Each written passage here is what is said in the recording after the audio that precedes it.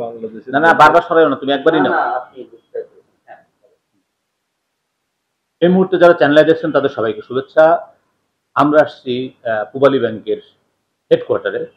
আমরা কথা বলবো পূবালী ব্যাংকের ম্যানেজার এবং সিইও মোহাম্মদ আলী সাহেবের সাথে। এই মুহূর্তে পূবালী ব্যাংক বাংলাদেশে ব্যাপক আলোচিত একটি ব্যাংক এবং এই এই যে অর্থনীতির যে নতুন একটা ধারা সৃষ্টি হয়েছে, নতুন বাংলাদেশ সৃষ্টি হয়েছে, জুলাই অভ্যুত্থানের পরে কি অবস্থা ব্যাংকগুলোর, সবকিছু নিয়ে কথা বলবো তার সাথে। আমি আবার ওর স্টাইলে ইন্টারভিউ করবো, চেষ্টা করবো।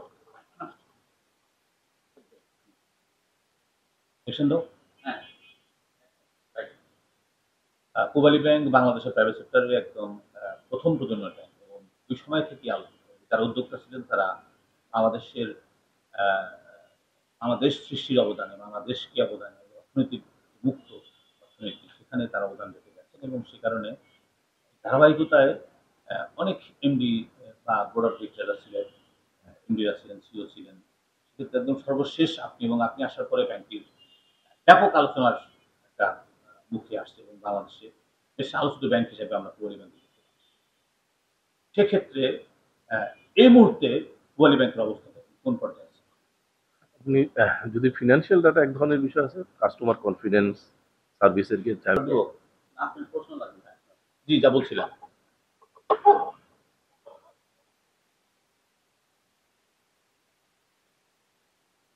যদি পূবালী ব্যাংকের বর্তমান অবস্থার কথা চিন্তা করি, এটা আসলে অনেকগুলো প্যারামিটারে আমাদের দেখতে হয়। একটা হচ্ছে ফিনান্সিয়াল পার্ট আছে, গভর্নেন্সের পার্ট আছে, কাস্টমারের সাইড থেকে কাস্টমার সার্ভিস অ্যান্ড কনফিডেন্সের পার্ট আছে। আমরা এই তিনটা জায়গাতেই আসলে ইম্পর্টেন্স দেওয়ার চেষ্টা করি। নট অনলি যে ফিনান্সিয়াল পার্ট, গভর্নেন্সের পার্ট এবং সেই সাথে কাস্টমার সার্ভিস এবং তাদের কনফিডেন্স, ট্রাস্ট, এই জায়গাগুলো। এই তিনটা প্যারামিটারেই আমরা সবসময় যেটা আমাদের এখন যেটা মনে হয় যে তিনটা সবগুলো প্যারামিটারে কোনোটাতে নাম্বার ওয়ান অথবা নাম্বার টু, এটা আমরা যেটা দাবি করি আর কি। আমরা যদি ইসের কথা চিন্তা করি, ফিনান্সিয়াল পার্টের কথা চিন্তা করি, অপারেটিং প্রফিটের কেউ কেউ বলছে যে নাম্বার ওয়ান, এখনো তো ফাইনাল বের হয়নি নাম্বার ওয়ান, বা নেট প্রফিটের নাম্বার ওয়ান বা নাম্বার টু। ডিপোজিটের ক্ষেত্রে ইসলামী ব্যাংকের পরে আমাদের ডিপোজিট, যদিও ইসলামী ব্যাংকের তো আপনারা জানেন যেটা হচ্ছে লোনের, লোনস অ্যান্ড অ্যাডভান্সের ক্ষেত্রেও এটা, সেক্ষেত্রে আবার অন্য যারা আছে যার যেমন কনভেনশনাল যারা ভালো ব্যাংক আছে তারা আমাদের চেয়ে অনেক কিছু। অপারেটিং প্রফিটের ক্ষেত্রে তো বললাম। এনপিএল এর ক্ষেত্রে সবচেয়ে ভালো হচ্ছে, যেটা আমাদের দেশের এখন সবচেয়ে আলোচিত বিষয়, নন পারফর্মিং লোন, সেই জায়গাতে আমাদের সবচেয়ে কম। মানে যারা যত ভালো ব্যাংকগুলোর নাম শুনি তার চেয়ে আমাদের কম, এবং আমরা দিনের নিচে এই লোনটা আমরা ম্যানেজ করতে পেরেছি। আমাদের এই জায়গাটা যেখানে আমাদের দাম করে করে 20%-এর কাছাকাছি চলে গেছে, বা এই জায়গাতে চলে যাচ্ছে না, আরো বিয়ন্ড ক্যাপাসিটি চলে যাচ্ছে। তো সেই জায়গাটা আমরা করতে। আরেকটা বিষয় যেটা হচ্ছে, যেটা বললাম যে আমাদের একটা পরিবেশ আমরা আমাদের ব্যাংকিং এর মধ্যে তৈরি করতে চলেছি, গভর্নেন্সের পরিবেশটা।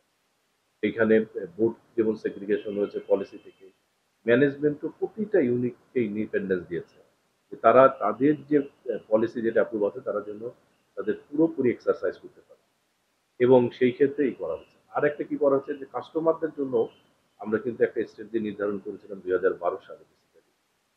সেটা ছিল যে providing customer centric life long service. তার মানে যে কাস্টমার আমাদের সাথে ই করবে তাকে লাইফ লং সেবা আমরা যেন দিতে পারি, এর জন্য কোনো ক্রমে আমাদের থেকে ছেড়ে চলে না যায়। এটার জন্য কিন্তু আমরা ম্যাসিভ কাজ করেছি। ধরেন আমাদের তো অনেক যেখানে যাবেন সেখানে পূবালী ব্যাংকের শাখা, সবগুলো শাখা রিনোভেশন করা হয়েছে, টেকনোলজিক্যাল জায়গায় সুপ্রিমেসি নেওয়া হচ্ছে, অপারেশনাল এক্সেলেন্সের, হিউম্যান রিসোর্সের মাইন্ডসেট পরিবর্তন করতে হচ্ছে।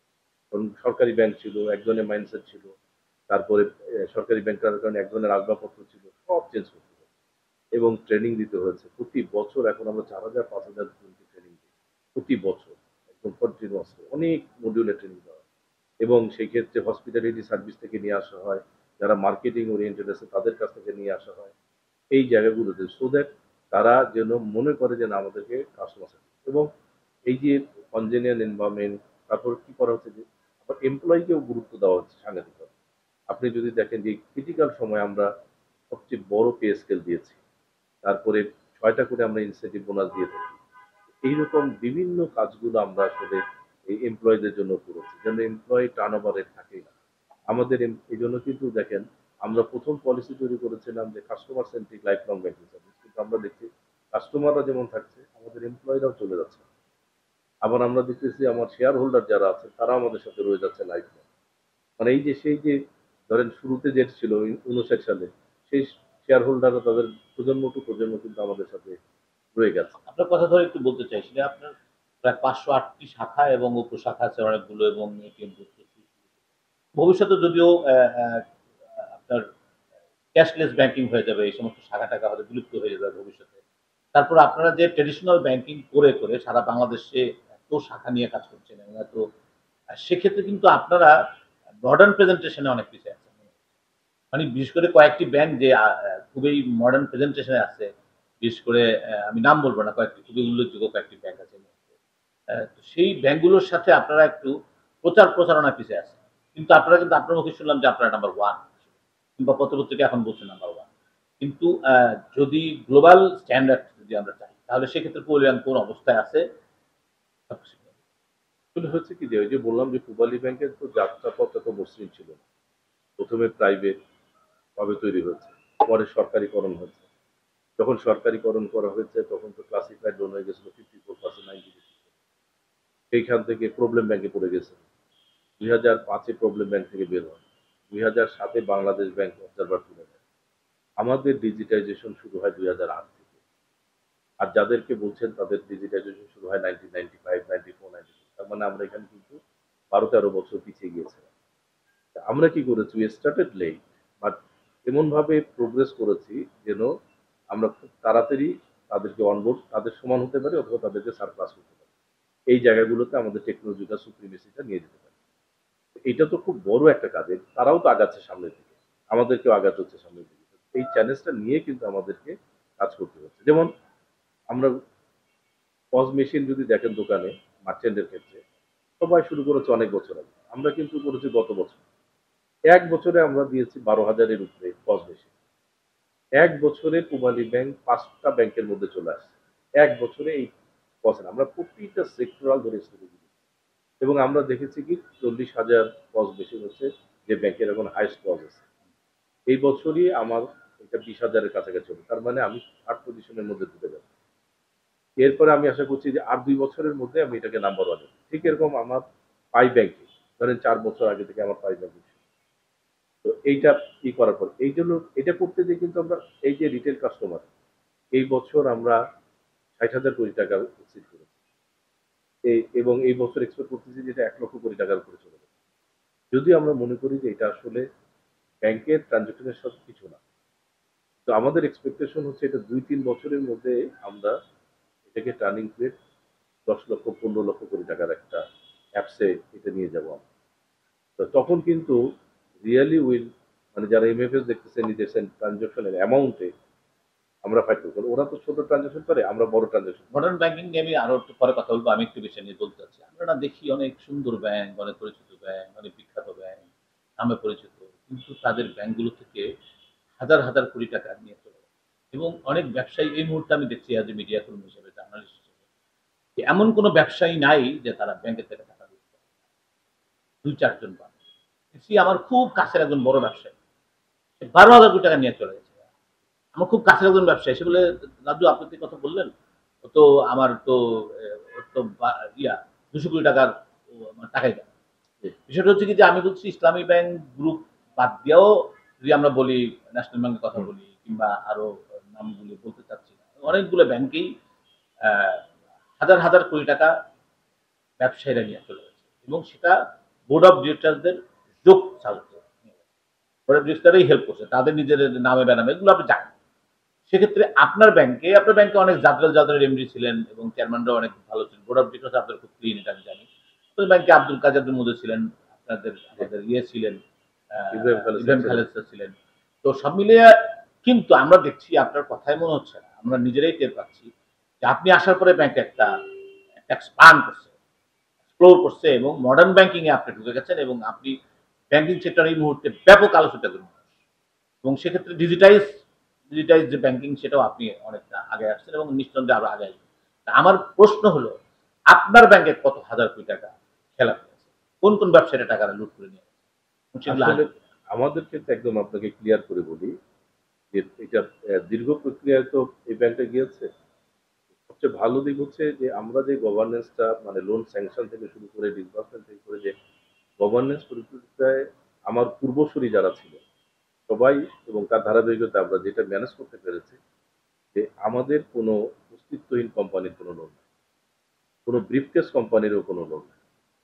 আপনার লোন ডিসবার্স করতে যেয়ে স্যাংশন করতে যেয়ে বিভিন্ন ম্যাক্রো ইকোনমিক সিচুয়েশনে লোন খারাপ হতে পারে। যেমন যখন 2008, 9, 7 রিসেশন হলো, গ্লোবাল রিসেশন, অনেকে কনজিউমার প্রাইসিং রিস্ক ধরতে পারেন, অনেক ইম্পোর্টার আছে ক্রমাগতভাবে দাম কমে গেছে, হয়তো সে ক্লাসিফাইড হয়ে গেছে।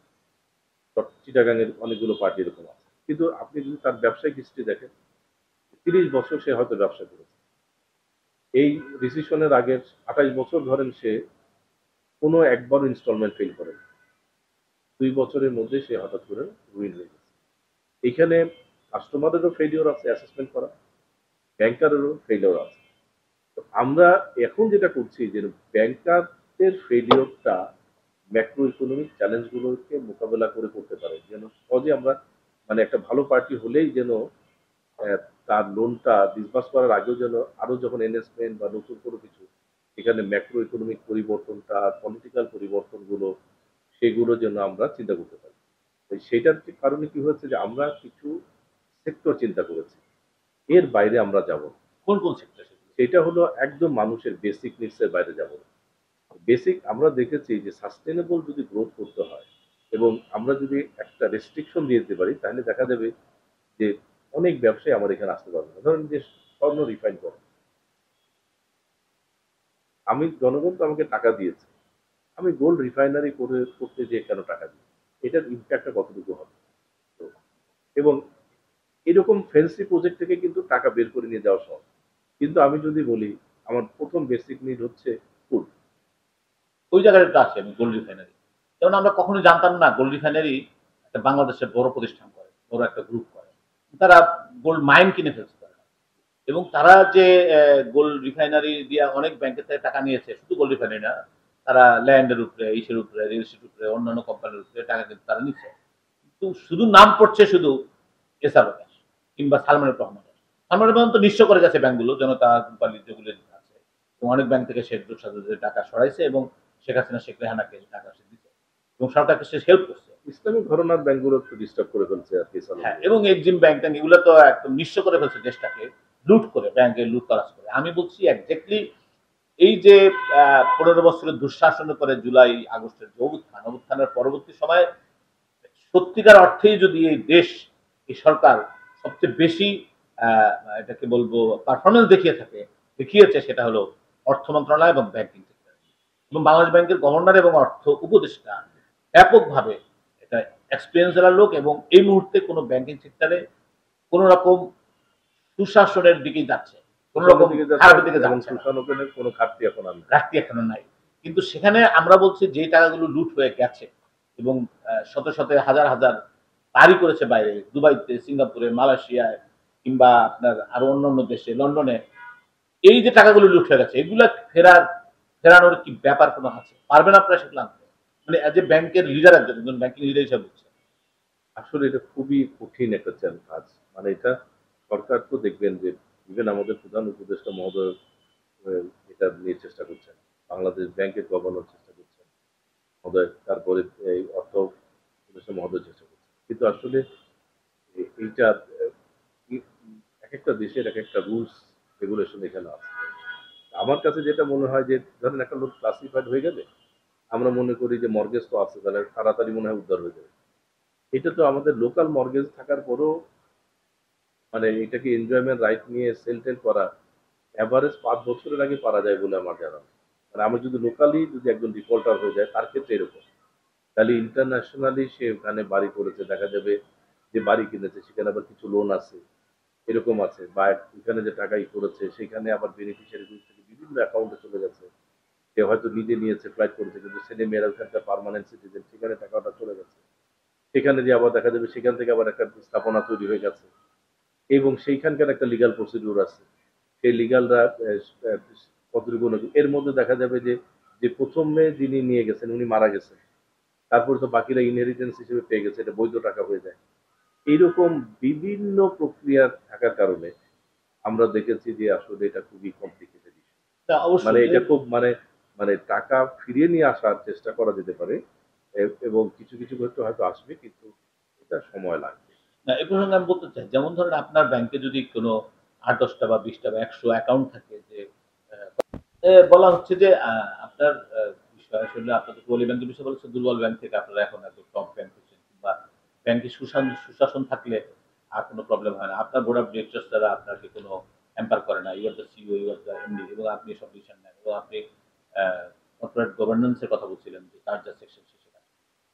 আমি বলব যে আ এই যে বিএবি যেটা হয়েছে, বিএবিটা কিন্তু বাংলাদেশকে ২ দিন পর পরই Sheikh Hasina tournament, football tournament, এটা সেটা, কম্বল বিতরণ, এগুলো নিয়ে বাংলাদেশের সবগুলো ব্যাংকে চিঠি দিয়ে নজরুল ইসলাম মজুমদারের নেতৃত্বে মানে হাজার হাজার কোটি টাকা সরকারকে দিয়েছে, পালিয়ে যাওয়া শেখ হাসিনাকে ফেরত দিয়ে দিয়েছে। তো সেখান থেকে সেই বিষয়ে এখন বিএবির এই মুহূর্তে রোল কি? এবং আসলে নট অনলি বিএবি, আপনার বোর্ড অফ ডিরেক্টরস কিংবা সব ব্যাংকের বোর্ড অফ ডিরেক্টররাই কিন্তু শেষ করে ফেলছে ব্যাংকগুলো। আপনারা তো না। যখন বিএবি আসলে হয় কি যে দুটো বিএবি, ইনিশিয়ালি বিএবি যে যেগুলো সিএসআর ফান্ড থেকে দিয়েছে, ধরেন কম্বল বিতরণ, এর কিন্তু দুটো পার্ট আছে। একটা হচ্ছে টুর্নামেন্টের পার্ট আছে যেগুলো বললেন, আর কিছু কিছু আছে কিন্তু বেনেভোলেন্ট পার্ট আছে। যেমন আমি বলি কম্বল বিতরণের বিষয়গুলো আছে। তারপরে ধরেন এই আমাদের যে বিডিআর এর হয়েছিল তখন আমরা ফ্যামিলিকে সাপোর্ট দিয়েছিলাম। পুরাতন ঢাকায় যে আগুন লাগলো সেখানে সাপোর্ট দিয়েছে। এইরকম একটা আছে, আরেকটা আছে। আমরা এইখানেও ২ ক্যাটেগরির ব্যাংক পেয়েছি। এক ক্যাটেগরির ব্যাংক হচ্ছে সিআইবি থেকে যে সাপোর্টটা চেয়েছে হিউম্যানিটেরিয়ান গ্রাউন্ড গুলোতে, এবং যে পরিমাণ চেয়েছে সেটাই দেওয়া হয়েছে সিএসআর ফান্ড থেকে। আরেক ব্যাংকগুলোকে আমরা দেখেছি যে যারা ধরেন চেয়েছে ১ কোটি টাকা, তারা দিয়েছে ১০ কোটি টাকা। এই ব্যাংকগুলো আমরা দেখেছি। ক্যাশ দিয়েছে আলাদাভাবে বা করেছে আলাদাভাবে। এটা আমরা আমাদের কাছে মনে হয় যে এই জায়গাটা।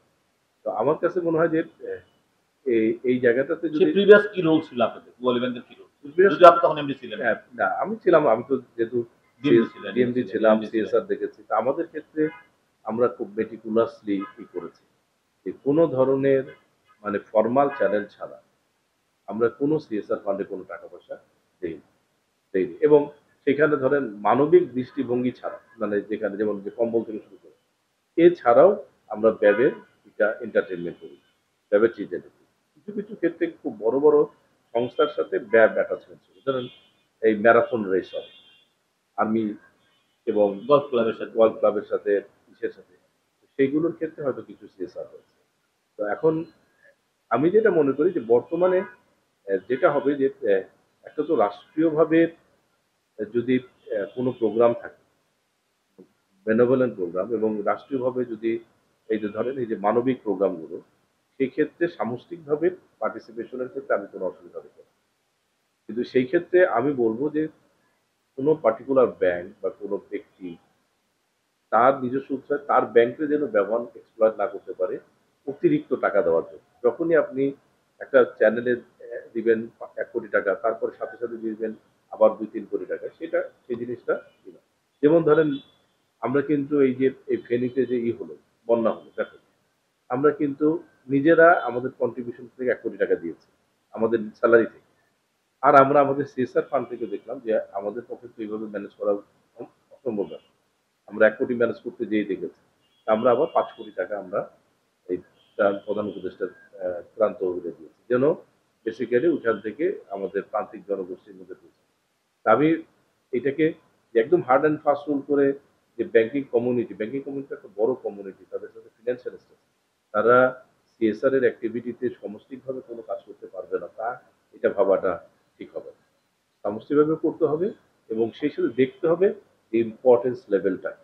এবং সেই ক্ষেত্রে আমি যারা পার্টিসিপেটিং ব্যাংক আছে এবং ব্যাবের মিটিংয়ে যখন পার্টিসিপেট করে তখন এই জায়গাটা যদি এনশিওর করা যায় যে আসলেই আমরা বেনেভোলেন্ট জায়গাতে কাজ করছি কি করছি না, এই জিনিসগুলো দেখে যদি করা যায়। সিএসআর এর ক্ষেত্রে আপনারা মানে ব্যাংকগুলো, ব্যাংকের চেয়ারম্যানরা কিংবা এমডিরা কিংবা বোর্ড অফ ডিরেক্টর খুবই স্বাচ্ছন্দ্যে আপনারা করে গেছেন, সরকারের সাহায্য করে গেছেন। কিন্তু যখন ব্যাংকের যে টাকাগুলো লুট হয়ে গেছে, ব্যাংকের টাকাগুলো যারা নিয়ে গেছে, তারা ফেরত দিচ্ছে না, এবং প্রভাবশালী মহলের খপ্পরে পড়ে আপনারা নিজেরাও করাপশন জড়িয়ে গেছেন আপনাদের, মানে আপনি না, আপনাদের সেক্টরটা, সেক্ষেত্রে আপনারা অতটা সচেতন হলেন না, যে কারণে তো আমাদের বাংলাদেশের এখন এই অবস্থা। যদি শেখ হাসিনা পলায়ন না করতো, না পালিয়ে যেত, তাহলে তো আমরা বুঝতাম না যে ব্যাংকিং সেক্টর অর্থনীতির কি অবস্থা আছে। আসলে হয়েছে কি, যে ব্যাংকগুলোতে আছে আপনারা দেখবেন যে সেই ব্যাংকগুলোতে তারা ডোমিনেন্ট ডোমিনেন্ট ছিল, এবং তারা মালিক মালিকানার মধ্যে তারা মধ্যে চলে আসে, ওনারশিপ আর শেয়ার হোল্ডিং, কিন্তু বোর্ড অফ ডিরেক্টরসে তাদের মতামতের বাইরে কারো যাওয়ার স্কোপ ছিল না।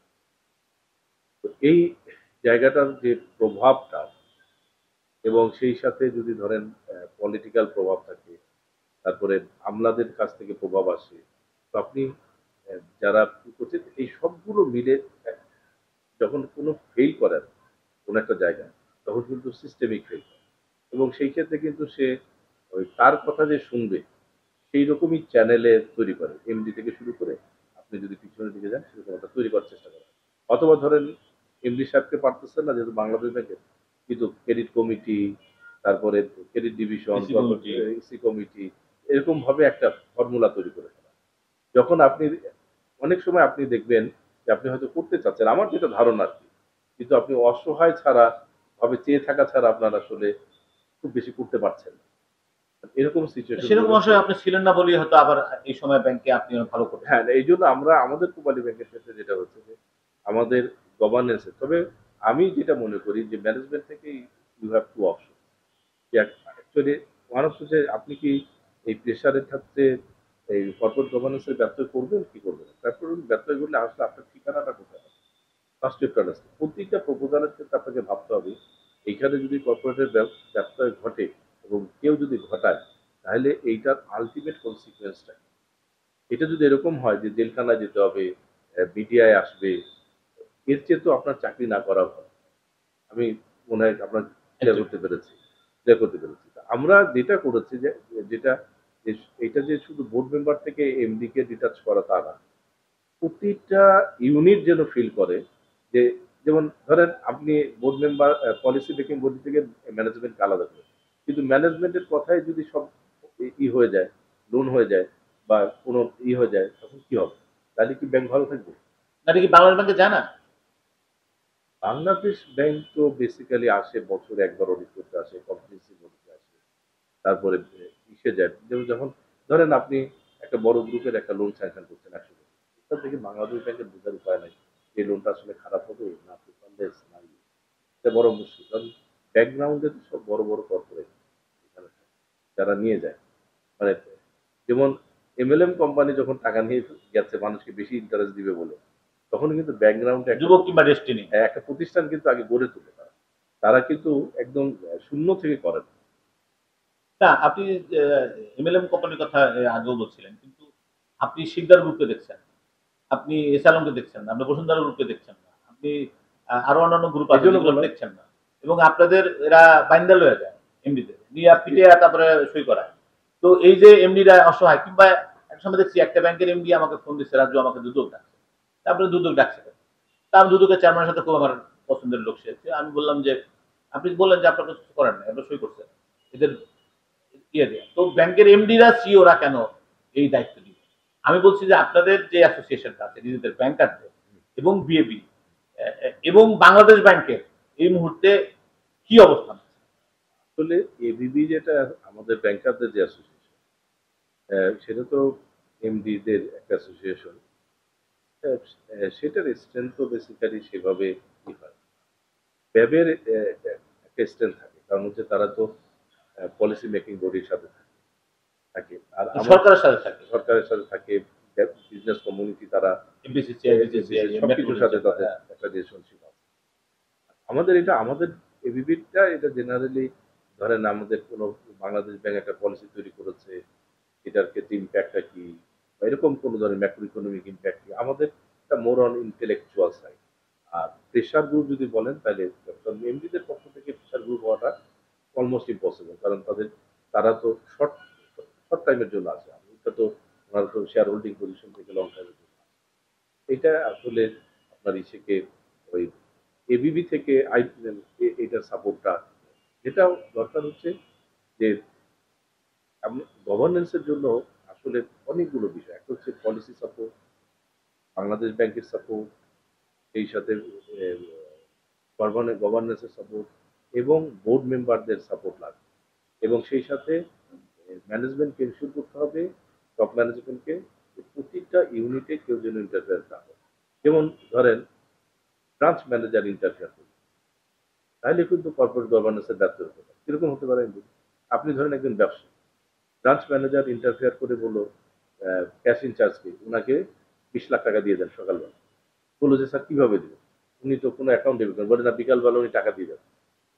এই ঘটনা কিন্তু হয়, এটাকে আমরা পকেট ব্যাংকিং খুব বলি। সুন্দর করে জাপটানেও করা হয়। হ্যাঁ, তো এখন এই যে 20 লাখ টাকা সে দিয়ে দিল, সে কখন ধরা পড়ে? যখন ধরেন এই 20 লাখ টাকা বিকালবেলা আসে, যখন দিল না, তখন তো ক্যাশ আর মিলবে না। তার মানে কি, প্রতিটা জায়গাতেই কর্পোরেট গভর্নেন্সের ব্যর্থ হতে পারে। তাহলে আপনারা এমন একটা সিস্টেম করতে হবে যেন ব্রাঞ্চ ম্যানেজার না করতে পারে। আমরা এর জন্য কি করেছি, আমরা একটা অনেকগুলো পলিসি করেছি, তার মধ্যে একটা স্পিক আপ পলিসি আছে।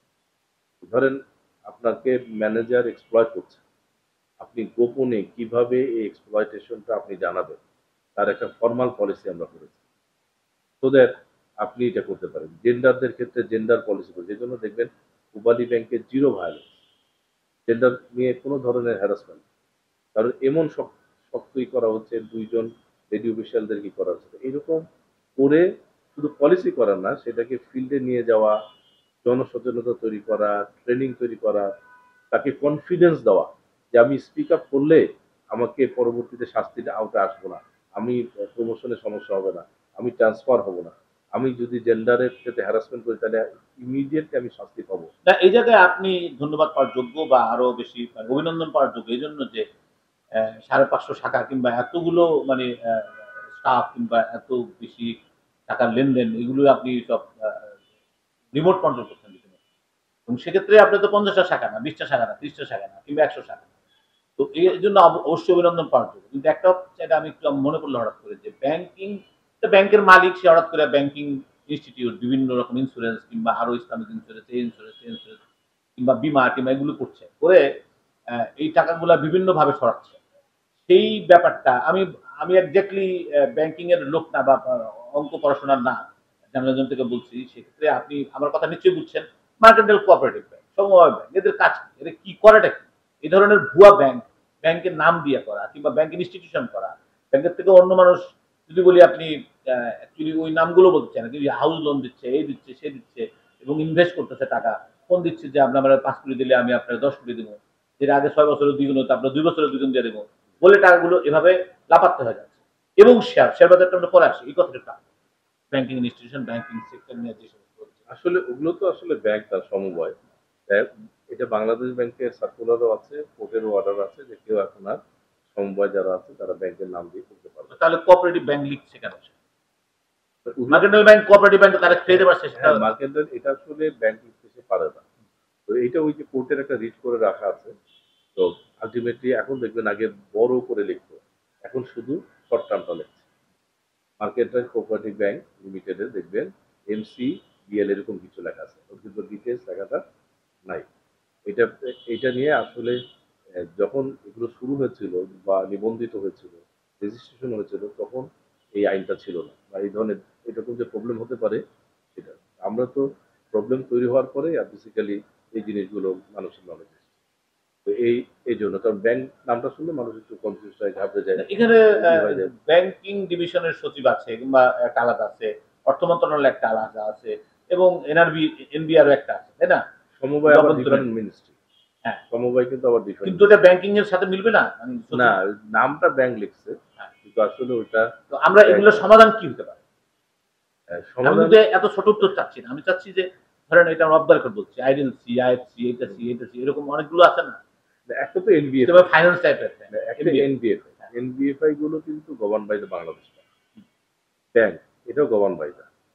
আর আরেকটা আছে যে যারা ওই যে এনজিও থেকে এনজিওদের মতো কাজ করছে, সমবায়ের মতো কাজ করছে, তাদের জন্য পলিসিগুলো দিচ্ছে।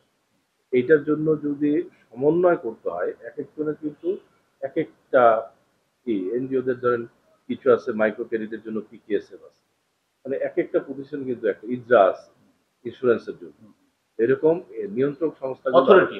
অথরিটি। এই অথরিটি গুলো কেউ যেন কাস্টমারকে বিভ্রান্ত না করে যে ব্যাংক নাম না দিতে পারে, সেই অথরিটি গুলো তাদের পলিসির মধ্যে লাইসেন্সিং দেওয়ার সময় এই করার মধ্যে এগুলো ব্যাপকভাবে ইনক্লুড করা। এবং বাংলাদেশ যেমন যেমন শক্তিশালী, তাহলে অন্যদেরকে রেগুলেট করতে গেলে সেরকম শক্তিশালী করতে হবে। ইদ্রা, তারপর বিসেক, তারপরে এরকম শক্তিশালী প্রতিষ্ঠান এবং জনবল দিয়ে যদি আমরা অনেক বছর ধরে দেখছিলাম যে বাংলাদেশ ব্যাংকের গভর্নর এবং অর্থমন্ত্রী এদের সাথে সবসময় একটা সাফল্যের সম্পর্ক থেকেই যায়। ব্যাংকিং ডিভিশনের সচিব পাত্তাই দিত না। এনবিআর এর সাথে এরা বলে না তোমরা এদের সাথে না। তো আমি বলছি exactly banking division, Bangladesh bank, অর্থ মন্ত্রণালয় এই সম্পৃক্ত বিষয়গুলো এইগুলো কিভাবে সমাধান করবে? আরো বেশি প্রিসাইজ করা, স্ট্যান্ডার্ড করা। এগুলো হচ্ছে, সবাই তো দেশের জন্য কাজ করছে। তো এটার কোঅর্ডিনেশন গুলো আহ, করে ফেলতে হবে। এনবিআর এর সাথে বলেন, ব্যাংকিং ডিভিশন বলেন, বাংলাদেশ ব্যাংক বলেন, ব্যাংকিং ইন্ডাস্ট্রি বলেন, এনবিএফআই বলেন, এটার যত ভালো দিকে কর্পোরেট গভর্নেন্সের দিকে, পলিসি মেকিং লেভেলে যত কোঅর্ডিনেশন হবে, ইন্টিগ্রেশন হবে, ইন্টারাকশন হবে, বেটার রেজাল্ট আসবে। এই যে দেখেন, এই যে পরিবর্তনের মধ্যে দিয়ে বাংলাদেশ যাচ্ছে, আমাদেরকে বেটার রেজাল্ট আসছে না? আমার বলো, এখন এই মুহূর্তে বাংলাদেশ মানে ব্যাংকার অ্যাসোসিয়েশন না, বিএবির রোলটা এখন কেমন? বিএবি তো নতুনলি নিউলি ফর্ম হয়েছে, আলহামদুলিল্লাহ সরকারের নেতৃত্বে এখন চেঞ্জ হয়েছে। তো এখন তো আমরা আগের মতো সেই যে যেটা বলছিলেন যে প্রাইম মিনিস্টার বা এইসবের ক্ষেত্রে লেজুর ভিত্তিক। সেই জায়গাটা তো থাকছে না।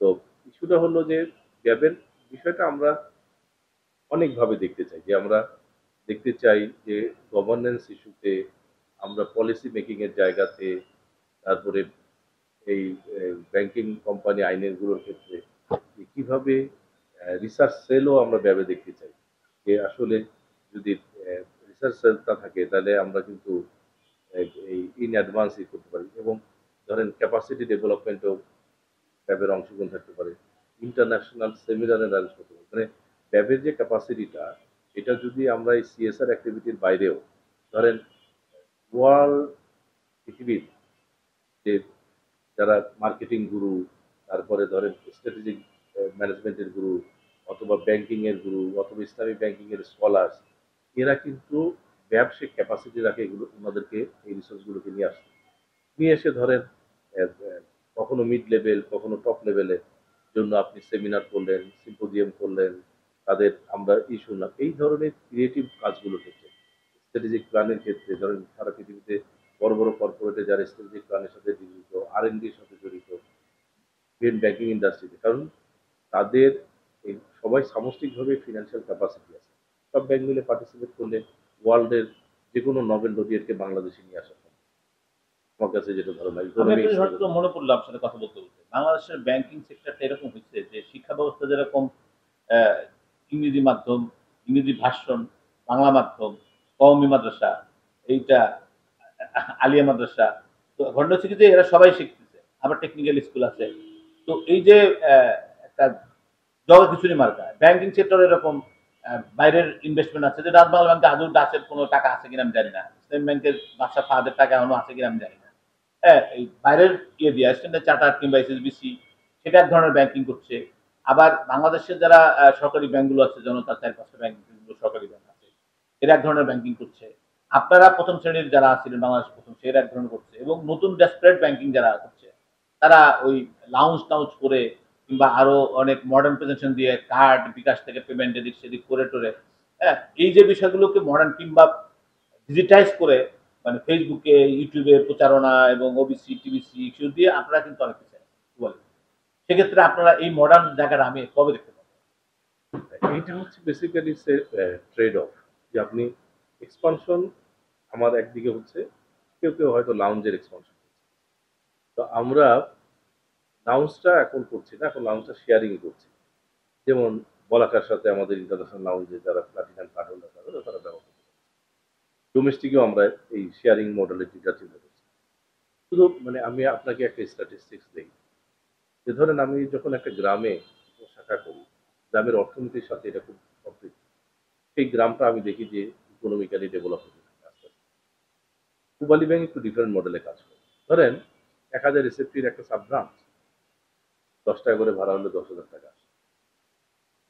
5 জন লোকের স্যালারি দেই, তারপরে গার্ড রাখি, এটা রাখি, এটা রাখি। আমরা দেখেছি যে সবকিছু মিলে আমাদের ধরেন খরচ হয় 24 লাখ টাকা। একটা লাউঞ্জ যদি আপনি এক মাসে ব্যবহার করতে চান, তাহলে আমরা দেখেছি 3 কোটি, 3.5 টাকা লাগে। এখন আমাদের চিন্তা হলো যে একটা লাউঞ্জ আমি করব না 15টা উপশাখা করব। তাহলে 10টা লাউঞ্জের ব্যয় 150টা উপশাখার ব্যয় সমান। তবু শাখাগুলো তো আবার শাখায় আসতে হয়, ওরা তো টাকা দিতে পারে না। না না, সব আমাদের এখানে আমাদের একদম শাখার মতো। তো আমি আমাদের না, কনসেপ্ট, অনেক ব্যাংকের আমি দেখছি পারে হ্যাঁ, না। কিন্তু আমাদের কনসেপ্ট হচ্ছে একদম আপনি যে কোনো উপশাখায় যাবেন, আপনি চিন্তাও করতে পারবেন না যে উপশাখা লেখা না থাকলে বুঝতে পারবেন না যে এটা উপশাখা না থাকে। মানে এইভাবে আমরা করেছি। আমি একটা বললাম, ইভেন শাখার ক্ষেত্রে। এখন আপনি 10টা লাউঞ্জ ব্যবহার করবেন না 150টা জনগোষ্ঠীর উপজেলা আপনি আবার ফিনান্সিয়াল সাপোর্ট পৌঁছাবেন। তো that is the trade of. তো আপনি ভাবতে পারেন যে আপনি তো দুটোই প্যারালাল দিবেন না। এক্সপানশনের ক্ষেত্রে যে কোনো সময় পেনিট্রেশন করার সুযোগ থাকে। যেমন আমি আমার কার্ড বিজনেসটা তো বাড়ানোর চেষ্টা করছি। ধরেন এখন প্রতি বছর আমি ইনস্ট্যান্ট কার্ড নিচ্ছি 4 লাখ করে। এই করতে করতে একসময় আমার দেখা যাবে যে এই debit credit, debit debit card 30-40 lakh হয়ে যাচ্ছে। এক 1 লাখ ক্রেডিট ক্রেডিট, কার্ড কম আসে। 1 লাখ ক্রেডিট কার্ড হয়ে যাবে কোনো এক সময়। আমরা এখন এক্সপানশনে যেহেতু যাচ্ছি, তো এই যে, কারণ আপনার ধরেন কাস্টমার বেসটা তৈরি হয়নি, আপনি লাউঞ্জে চলে গেলেন, তাহলে তো বার্ডেন তৈরি হবে। আমার যখন কাস্টমার বেসটা তৈরি হবে, মার্কেটকে পেনিট্রেশন করার জন্য আমরা জানি মার্কেট না, আর কবে তৈরি হবে? মোবাইল তো আপনারা এখন না অনেক না, পুরোনো ব্যাংক, আরো এটা স্মার্ট হওয়া না দরকার না আমি না, মনে করি। এটাতে কিন্তু শেষ না। আপনি ধরেন এই যে 3 লাখ কার্ড বা 2 লাখ ক্রেডিট কার্ড, তারপরে ধরেন 50 লক্ষ ডেবিট কার্ড বা 1 কোটি ডেবিট কার্ড, এরকম এর কিন্তু কোনো এন্ড নাই এই জায়গাতে। তারপরে কাস্টমারকে ফিনান্সিয়াল লিটারেসি শেখায়। তারপরে মার্কেটে তো দুইভাবে পেনিট্রেশন। একটা হচ্ছে যখন আপনি দেখলেন যে না এখন আপনার লাউঞ্জের ব্যবহার, return on investment, brand value এই জায়গাতে তৈরি করা দরকার, তখন আপনি এগুলো তো সব রেন্টাল না, হয়, আমি এই খরচ কথাটা করবেন। ক্লিয়ার মোটামুটি। আপনারা মানে দেশাত্মবোধ কিংবা সার্বজনীন ব্যাংকিংটা আপনারা করছেন। তো ইসলামী ব্যাংকিং এবং এজেন্ট ব্যাংকিং যা ইয়ের আমাদের আরফান আলীর হাত ধরে যখন এজেন্ট ব্যাংকিং আসলো, এজেন্ট ব্যাংকিং কিন্তু ব্যাপক বিখ্যাত। ইসলামী ব্যাংকিং বোধহয় ওনার হাত ধরে আসছিল, আব্দুল কাজী আব্দুল মজিদের হাত ধরে আসছিল। তো বিকল্প ব্যাংকিং কি কি সব বিকল্প ট্যাক্সি যেগুলো আছে বেশ ভালোই। তো এই মুহূর্তে যদি বলি আপনারা এজেন্ট ব্যাংকিং, ইসলামী ব্যাংকিং কিংবা এই যে মডার্ন ব্যাংকিং কথা হচ্ছেন, কার্ডলেস কার্ড ব্যাংকিং বা গো ব্যাংক, এই ব্যাংক সেই ব্যাংক যেটা হচ্ছে বিকাশ, ট্রান্সফার, এই যে আমি যখন আমেরিকা, লন্ডন, বাইরে বিদেশে যাই তখন আমি যখন এমএক্স কার্ড কিংবা ভিসা কার্ড ইউজ করি, নিশ্চয় তো আমাদের সাথে আপনারও আছে। আছে, হ্যাঁ, আমার কিন্তু ভালো লাগে, আমি কিন্তু প্রাউড ফিল করি যে আমি এমএক্স কার্ড ইউজ করি বা আমি ভিসা দিয়ে পেমেন্ট করতে পারতেছি ওখানে বা কেনাকাটা করতে পারছি। সেক্ষেত্রে আমি মনে করি যে আপনারা পিছিয়ে আছেন। এটার জন্য তো আসলে হয়েছে কি যে আমরা যদি বললাম ওই স্টার্টেড নেই, কিন্তু আমাদের তো আগে এখন দুটো ডিভিশন তৈরি করা হয়েছে, কার্ড বিজনেস, কার্ড অপারেশন। আগে এডিসি ডিভিশন ছিল না, এডিসি ডিভিশন আমরা তৈরি করেছি। ওই যে বললাম কস্ট পেনিট্রেশন 1 বছরে যে পরিমাণ করেছি, যে সারা বাংলাদেশের ইতিহাসে 1 বছরে কোনো ব্যাংক এর অর্ধেক পর্যন্ত করে। এটা হলো কি যে পেনিট্রেশনটা এই একটা লেভেলে আসার পরে যখন আপনি এক্সপেন্ডিচার করবেন বা এই জায়গাগুলোতে করবেন, দেখবেন যে এই 3-4 বছর আগে যে ব্র্যান্ড ভ্যালু পূবালী ব্যাংকে, এখনকার ব্র্যান্ড ভ্যালু, আমাদের একটা পরিকল্পনা আছে 3 বছর পরে আপনি আবার এসে বলবেন কি ব্যাপার, এখন সব এয়ারপোর্টে দেখি যে পূবালী ব্যাংকের লাউঞ্জ, এটা বলবেন।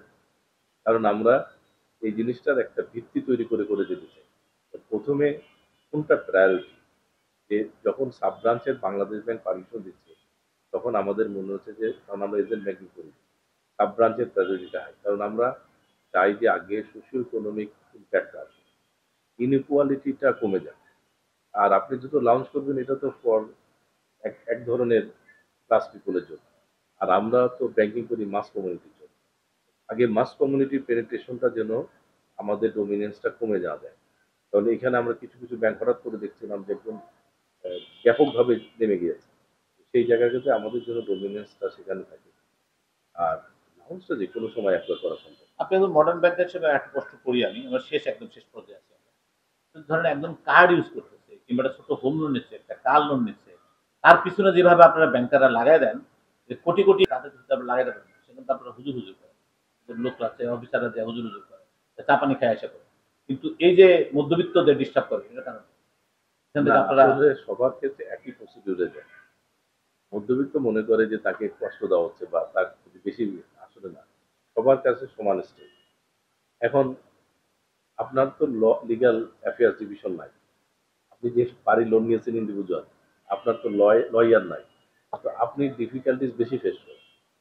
ওদের ক্ষেত্রে কি হচ্ছে, ওদের কাছে তো লয়ার আছে, সাপোর্ট স্টাফ আছে, আছে। তো ওরা একটার পর একটা বুদ্ধি খাটাতে থাকে। ওই বড় যারা বড় লোন যারা নেতা, হ্যাঁ, ব্যাংকাররা কিন্তু সবার কাছে ক্লাসিফাইড হওয়া মাত্রই সে তার প্রসিডিউর শুরু করে। হুম, মর্গেজ করলে নিলামে দেওয়ার চেষ্টা করে। দুইটার ক্ষেত্রে দুই ধরনের কাস্টমারের ক্ষেত্রে দুই ধরনের কাস্টমার ক্যাপাসিটি দিবে। ধরেন সে একটা ১০ লাখ টাকা দিয়ে একটা রিট করে আপনার হাইকোর্টে স্টে নিয়ে নিল। হ্যাঁ? মানে লয়ারকে দিয়ে। লয়ার খুব ভালোভাবে নিয়োগ করে এটা করতে পারে। কিন্তু একজন ইন্ডিভিজুয়াল কাস্টমার যিনি একটা হাউস বিল্ডিং লোন নিছে, তার পক্ষে তো এত বড় লয়ার রাখা সম্ভব না। তার মানে কি? এই যে ইস্যুগুলো তৈরি হয় এটা আসলে কাস্টমারের সাথে। একদম শেষ প্রশ্ন, শেষ উত্তর, সেটা হলো যে আপনারা, আমরা কিছু ব্যাংক দেখতেছি ব্যাপক ডেসপারেট প্রেজেন্টেশনে আছে, ইভেন্টে আছে, এবং অনেক সুন্দর মানে ভাবে বাংলাদেশে এখন এই মুহূর্তে ওদের কর্পোরেট হোক, ব্যবসায়ীরা হোক, কিংবা সবাই শুধু এই ব্যাংকগুলোর কথা বলছে, নাম বলছে না। যদি বলতে হয় আমি বলি, অফ দ্য রেকর্ডে বলি, ইস্টার্ন ব্যাংক বলি, ঢাকা ব্যাংক বলি, হ্যাঁ, কিংবা আমি যে এই ব্যাংকগুলোর কথা বলতেছি। তো সেক্ষেত্রে কিন্তু সেই জায়গাটায় আমরা পূবালী ব্যাংকে আরো আধুনিক, আরো মানে সুন্দর প্রেজেন্টেশনে বা আরো চমক দেখানোর জন্য, চমক মানে রিয়েল চমক দেখানোর জন্য মানুষের, ক্রেতাদের, সাধারণদের, ক্লায়েন্টদের কিভাবে আর সুযোগ দিতে পারে সুন্দর করে? আসলে ব্যাংকিংটা আমি বলি যে মেলা করা বা চমক দেখাতে ব্যাংকগুলো নষ্ট হয়ে যায়। এই যে ইউসিবি বা এই যে বললেন এরাও অনেকেই হয়তো এই লিকুইডিটি ক্রাইসিসে আছে। আমার কাছে যেটা মনে সেটা হয় তো ওর আগের ব্যাংকের চেয়ারম্যানরা জাভেদ চৌধুরীরা লুট করে নিয়ে গেছে, রনিরা। এটা তো না, এখন তো শরীফ জহির তো এটা করছে। না, না তা তো করবে না। আমাদের ইস্যুটা হলো যে আপনার এই জায়গাতে যে কাজটা করতে হয়, এটা হচ্ছে আমরা তো টাকা নিয়ে কাজ করি। টাকার ডিমান্ড হচ্ছে আনলিমিটেড। হ্যাঁ? তো সেখানে রেস্ট্রিকশন করতে পারাটাই হচ্ছে বড় কাজ। মানে এমন একটা জিনিস যেটার চাহিদার কোনো শেষ নাই। এইটার জন্য গভর্নেন্স, রিস্ক মিটিগেশন, কমপ্লায়েন্স, তারপর হিউম্যান রিসোর্স ডেভেলপমেন্ট, এগুলোতে বেশি নজর দেওয়া দরকার। আপনি দেখবেন সাস্টেনেবল হলে একসময় একসময় এমনি অটোমেটিক ইমেজ তৈরি হবে। ইসলামী ব্যাংকের ইমেজ কেউ ছোট করতে পারে না, ছোট করতে পারে না।